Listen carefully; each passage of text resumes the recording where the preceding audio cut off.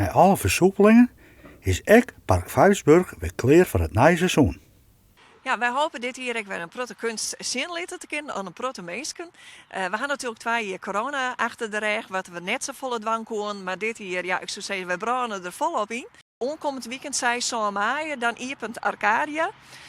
Een groot evenement hier in Friesland. En daarop gaan wij injekken. En wij komen dan gelijktijdig met een tentoonstelling, met name van Ben, met de titel Giga Insecta. Wij staan hier in de Dwaalster en je bent 12 film inside met blommengsel.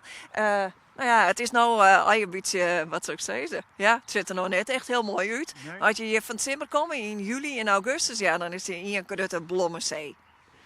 Ga je dat helemaal zelf inzetten?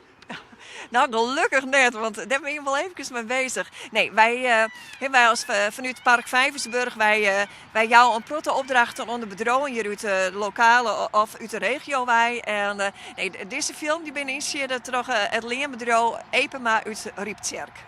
Imaginarium, komt je binnenkort ik weer? Ja, tijdens het hemelvaartsweekend toonsdag, vrijdag sneeuwen, dan is hier weer een grote verkleedpartij. De mensen komen prachtig verkleed en het grote feest van de verbeelding. We zijn op dit site bezig met een nieuwe website. Dat is www.vijversburg.nl. En daar komt een speciale pagina waar mensen hun tickets bestellen kunnen om en daar haast ik wist een plakje om naar binnen te kunnen.